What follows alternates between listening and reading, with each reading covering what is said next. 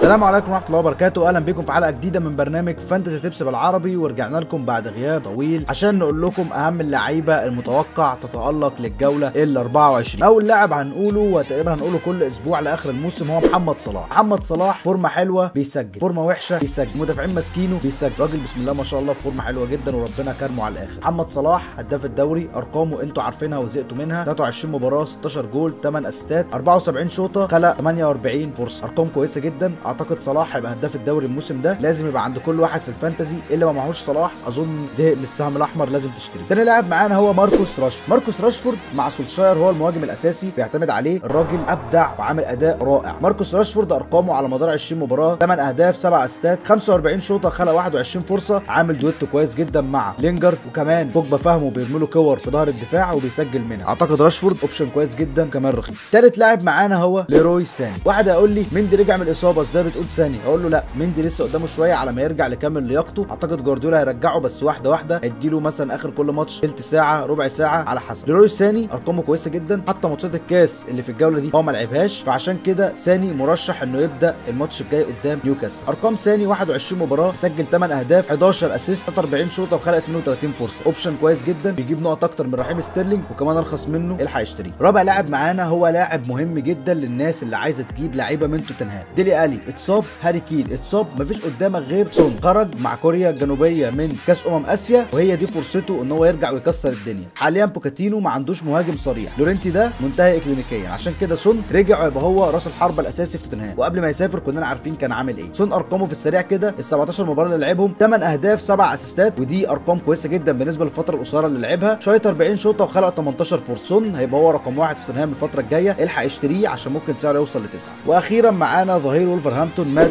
دويرتي. مات دويرتي الماتش اللي فات قصاد ليستر للاسف ما لعبش، ولكن توقعي ان هو لو كان لعب كان هيكسر الدنيا مع يوتا وخيمينيز، ولكن ما لعبش، ولكن نزل في ماتش الكاس وسجل هدف، وده خلينا نحط عينينا عليه للجوله الجايه. ماتشات ولفرهامبتون الصعبه خلاص خلصت ودخلوا في الماتشات السهله. ارقام دويرتي على السريع كده 23 مباراه 5 كلين شيت 4 اسيست 29 شوطه خلق 26 فرصه، من اكتر الاهزار اللي بتشوط على الجون، سعره 5 و2 بس، الحق يشتريه عشان هيغلى تاني الفتره الجايه. بالنسبه لفقره اختيار الكابتن، فالكابتنه الامنه هيبقى معانا اول لاعب محمد صلاح. محمد صلاح فورمه حلوه جدا وكمان سعره عمال يغلى، فما اعتقدش ان هو هيوقف تسجيل. تاني لاعب هو اوباميانج. اوباميانج عنده ماتش سهل جدا قصاد كارديف واعتقد ان هو هيسجل الماتش ده. ثالث لاعب معانا هو هازارد. مع قدوم هيجوين لتشيلسي اعتقد ان هازارد هيتحرر هجوميا اكتر وهيزيد في صناعه اللعب وفي تسجيل الاهداف. رابع لاعب هو سون. سون هو المهاجم الصريح لتوتنهام في الفتره الحاليه بعد ما رجع طبعا من كاس اسيا، واعتقد ان سون هيبقى اوبشن كويس جدا وهينفجر الفتره اللي جايه. واخيرا معانا الريسك وهو ريتشارلسون. عارف انه لاعب هدرسفيلد اللي في المركز الاخير، ولكن ريتشارلسون فورمه وحشه جدا، وكمان هدرسفيلد عينه مدرب جديد وما نعرفش هيلعب بفكر هجومي ولا بفكر دفاعي، هل هيهاجم ويسيب وراه مساحات ولا هيدافع ويقفل عشان خاطر يكسب نقط من التعادل وما يهبطش، محدش عارف. فخلي ريتشارلسون هو الريسك الجوله دي وربنا يستر. كده يا جماعه خلصنا حلقتنا النهارده، وطلب اخير من الناس، يا ريت يا جماعه الناس تتفاعل شويه على الفيديوهات. الفيديو الاخير للاسف ما جابش اي تفاعل، عارف الناس كلها عندنا امتحانات واحنا كمان كان عندنا امتحانات، ويمكن قصرنا شويه في الفتره الاخيره ومبقاش في حلقه ملخص، فيا ريت تعذرونا ويا ريت تدعمونا عشان خاطر نستمر في تقديم محتوى كويس. بنشكركم جدا يا جماعه، واحنا موجودين على السوشيال ميديا فيسبوك وتويتر وانستجرام، اللينكات بتاعتنا موجوده في الديسكربشن. ولو عندك اي لاعب شايف ان هو هيتالق واحنا ما قلناهوش اكتبوا لنا في الكومنتات وهنقول لك راينا فيه. شكرا جدا والسلام عليكم ورحمه الله